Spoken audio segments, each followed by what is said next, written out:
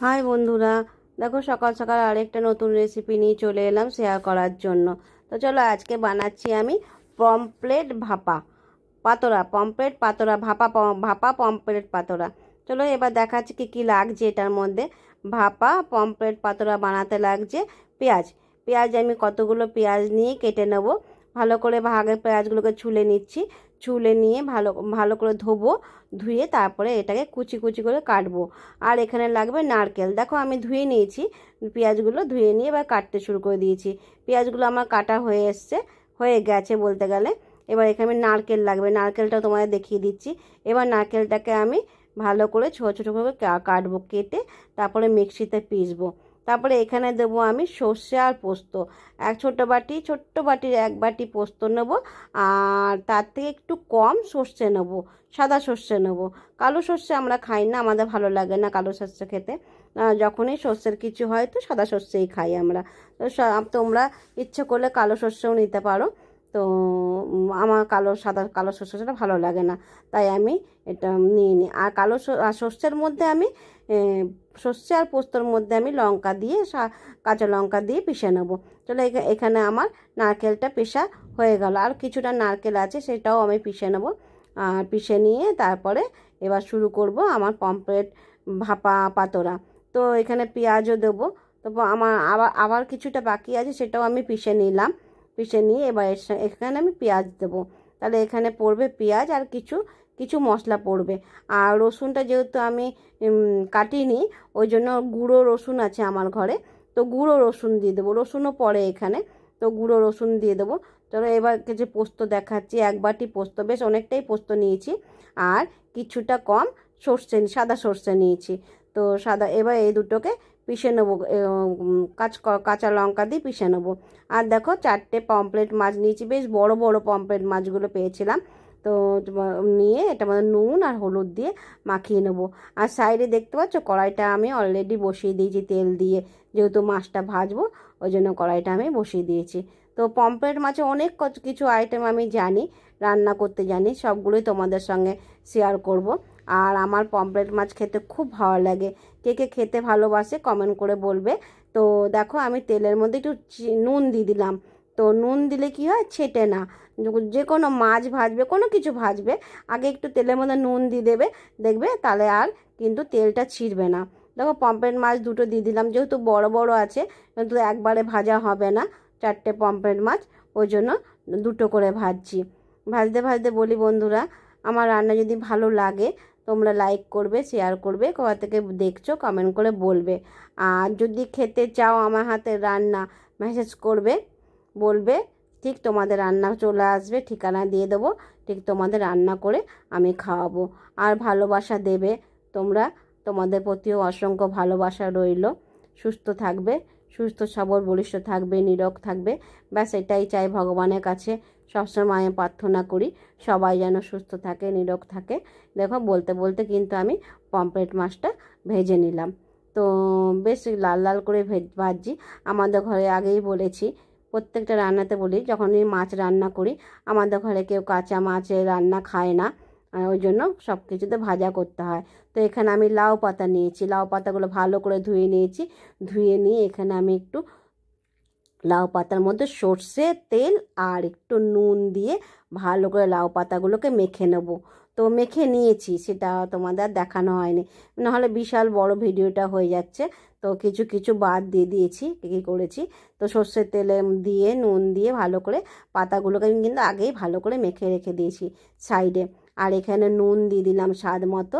এখানে নারকেল আর পেঁয়াজের মধ্যে স্বাদ মতো নুন দিলাম, আর একটু হলুদ দিলাম।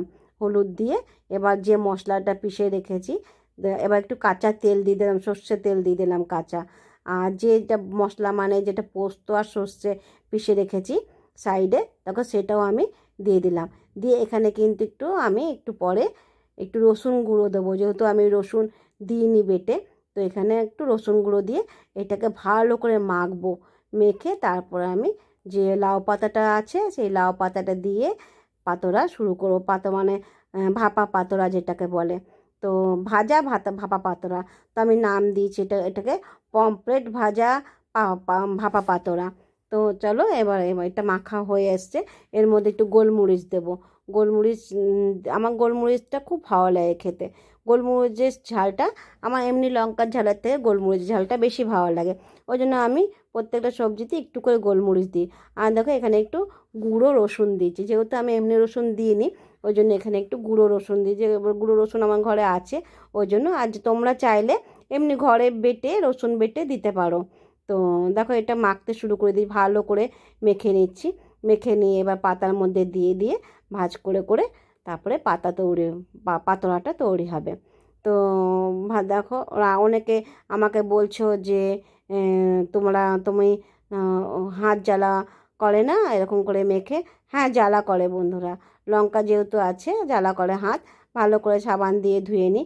দেখো পাতার মধ্যে আমি ওই পোস্ত, সর্ষে, পেঁয়াজ সব একসঙ্গে মেখে রেখেছিলাম, সেটা দিয়ে দিয়ে তারপরে আবার মাছের ওপর দিয়ে আবার আরেকটা পাতা দিয়ে আবার আরেকটা একটু করে তারপরে দেবো। দেখো ভাজ করতে শুরু করে দিয়েছি। এবার এটা কিন্তু আমি সুতো দিয়ে বাঁধবো। দেখো আবার আরেকটা পাতা মশলা দিয়ে তারপরে আবার একটা পাতা দিয়ে দেবো, তাহলে খেতে খুব ভালো লাগবে। যে লাউ পাতাটাও খেতে ভালো লাগবে। এটা লাউ পাতাটাও ফেলা যায় না, লাউ পাতাও খুব টেস্টি হয়। তো এটা আমি সুতো দিয়ে বাঁধবো, দেখে মনে হলো খুলে যাবে ওই জন্য আমরা না সুতো দিয়েই বাঁধতে হবে, নাহলে খুলে যাওয়ার ভয় আছে। যখন খাবো, যখন সবাইকে দেবো খেতে, তখন সুতোটা খুলেই তারপরে দেবো, তাতে কোনো অসুবিধা নেই। তো দেখো এমনিতেও তো কলা পাতার পাতোড়া করলে তো সুতো দিয়েই বাঁধে, বলো বন্ধুরা। দেখো এখানে করতে করতে আমি একটা পাতোড়া রেডি হয়ে গেল। আর যে বাসনে আমি মোমো করি সেই বাসনেই আমি স্টিম করব, মানে সিদ্ধ করব। তো আরেকটা পাতা নিয়ে শুরু করে দিলাম আমি বানানো পাতোড়া। তো ওটার মধ্যেও আমি মশলাটা দিয়ে তারপরে মাছটা দিয়ে মাছের ওপর আবার সেই মশলা দিয়ে দেবো। মশলা মানে যেটা বেটেছি মেখেছি, পেঁয়াজ, রসুন, তারপরে নারকেল, সর্ষে, পোস্ত সব একসঙ্গে পিষে মেখেছি, সেটাই দিচ্ছি। দেখো আবার বললাম তোমাদেরকে কি দিচ্ছি না দিচ্ছি। দেখো বলতে বলতে আমার আরেকটা পাতোড়া রেডি হয়ে গেল। তো এটাকেও আমি একটু সুতো দিয়ে বেঁধে নেব। বেঁধে নিয়ে তারপরে সাইডে গ্যাসে আমি যে বাসনটাতে, যে মোমোর বাসনটাতে আমি জল দিয়ে রেডি করে রেখে দিয়েছি, জল দিয়ে ফুটতে দিয়ে দিয়েছি। দেখো আমার আরেকটা রেডি হয়ে গেল। এবার আমি আস্তে আস্তে সবগুলোই আরও দুটো রেডি করে নেব। দেখেন আমি জল দিয়ে দিয়েছি, জল দিয়ে গ্যাসের মধ্যে চাপিয়ে দিয়েছি।